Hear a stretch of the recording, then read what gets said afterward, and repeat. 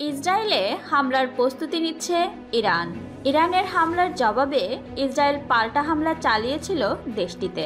এবার ইসরায়েলকে পাল্টা জবাব দিতে ইরান প্রস্তুতি নিচ্ছে। ইরানের সর্বোচ্চ ধর্মীয় নেতা আয়াতুল্লাহ আলী খামেনির জ্যেষ্ঠ উপদেষ্টা আলী লারিজানি একথা জানিয়েছেন।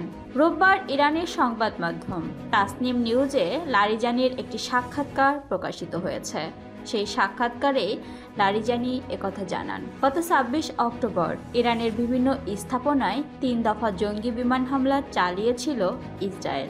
ইসরায়েলে ইরান প্রায় ২০০ ব্যালিস্টিক ক্ষেপণাস্ত্র ছোড়ার কয়েক সপ্তাহ পর ইসরায়েল ওই হামলা চালিয়েছিল।